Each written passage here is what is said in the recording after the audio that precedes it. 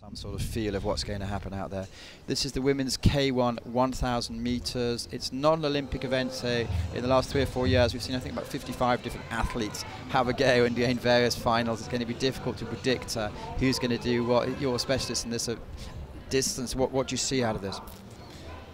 Just watching from the semi-finals and the heats yesterday, I mean, Belarus, Romania and Belarus looked really, really strong. So I'm not going to count 4, 5 and 6 out for the medals. You can never count out Italy either. She was really, really good in European Championships, making the final in the 500.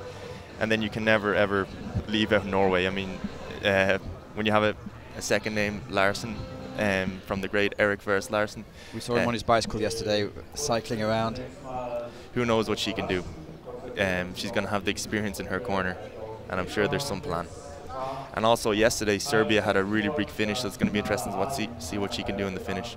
Alexander Grishina in the picture there. She mixes a lot in the K2. She's been in the K4, and they seem to for Belarus they seem to mix them fairly easily. Yeah, that Belarus team is just phenomenal. Like, they seem to mix it up in everything and winning everything, and they're changing every event. And it seems like every event they turn to, they have a medal.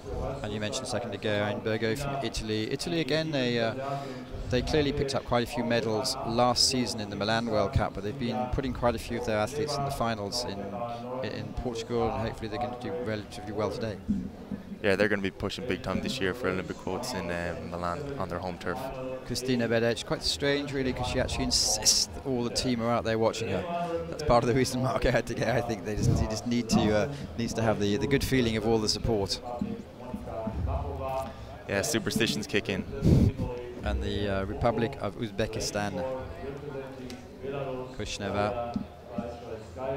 And let's not forget Maggie Hogan, who is from the USA in lane number 9. She's been around many years, making many finals, often in the K2 500, K2 1000. There's Mira Vers Larsen, who coming back to form.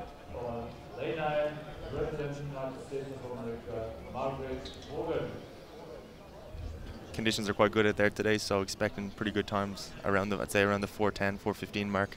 Now each have their own tactics. How is that set by the athlete, the coach, or the circumstances? How does it work? I think it depends on what the athlete, on what way they paddle. Maybe you got your sprinters who are going to start off fast and then kind of bring it down the middle and hope for a big finish, and then you got your people who are just steady Eddie the whole way, and they just play to what their strengths are, and each to their own. But I mean, you got to get out of the blocks and mix it. If you're too far behind, unless you're Kenny Wallace, you can sit back and have that amazing finish.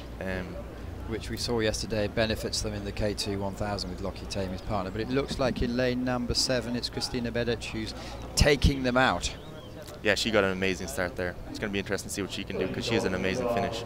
So just talk about the different styles that you see. Obviously, they're all turning paddles around, but some have different techniques.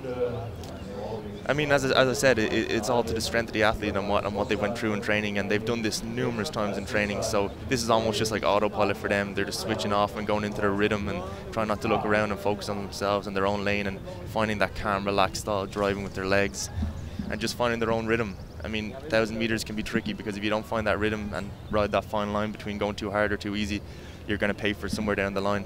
Well, Kristina in lane number 7 is certainly setting a bit of a pace, but Alexander Grishina in lane number 6 from Belarus is staying with her at the moment. It's all very close through the first half or the first quarter of the race.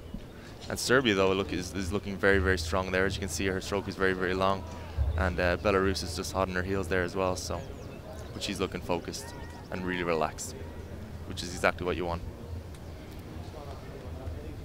Well, this is the K1 1000 meters. Coming up the course, focusing on, she's right from the beginning, we're looking at almost a boat length, clearly there. This is such a close race. Italy's in the mix as well. As you see, with a slightly deceptive camera angle, but keep an eye on the boys, and you'll see there Grishina from Belarus. Again, her style? Yeah, it's good. I mean, she's relaxed. I mean, she's up front and she's just doing her own thing. We're going to really see now in the last quarter what's going to really happen. I mean, that's so close for 1,000 meters. Usually it's even more spread out. Romania is there as well in the mix. Florentina Camescu. this is going to turn out to be a really interesting race. All these girls have their own strategies and they're doing their own thing and they're that close, so there's going to be a big push on for the medals here.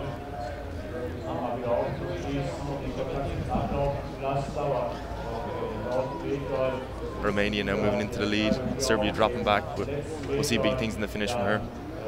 Italy's also there, and Belarus. So when Belarus has dropped back quite a lot, come off 2 paces, is that a problem or is that perhaps a tactic? That could be the tactic. Maybe she decided that she's going to paddle to 500 in the mix and then maybe bring it down for the third 250 and then have a big finish in her. But right now Romania is looking really good, but my money is going to be on Serbia.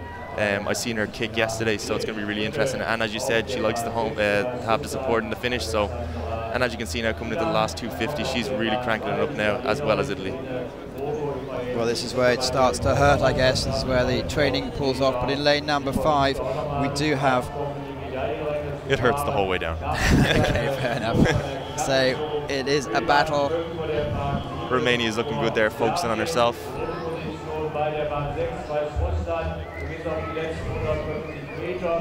So 150 meters to go, and Romania in the last 200 meters have very, very much come through. She was the second in the European Championships 3 weeks ago, so certainly the form is there, but Italy also coming through. Italy, by the way, were third in the Europeans a couple of weeks ago, so we have the Europeans who are looking very, very strong. There's 3 boats in it at the moment. Belarus is coming strong, but I think she might have left it too late for that push. And it looks like Romania is going to take it on a strong finish from the Italian and the Serbian as well. Well, coming up to the line, no doubt about the winner. Lane number 5 takes the victory. Romania, Serbia, Italy. That was a great race. That was close the whole way down. Those girls were just on each other's heels and just mixing it the whole way down. And to stay that focused and that calm and relaxed and composed the whole way down when there's that many girls so close to you, it can get quite worrying. But to stay that relaxed, that's impressive. Well, she came 4th in the world in Moscow last year. 2nd in the Europeans 3 weeks ago, which was won, by the way, by German's Franziska Weber.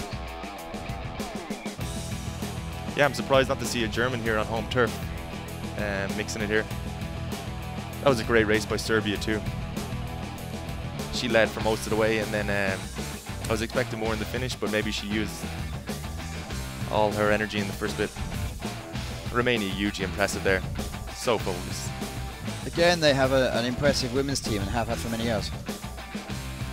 Yeah, they seem to be doing well all around the board. K4, K2, and they seem to be picking up medals. They're quite a strange one, Romania. I mean, they come and go from events. You might see them one year to the next, and then they pop up and they're winning medals. As you saw in the men's C2s last year at the Worlds.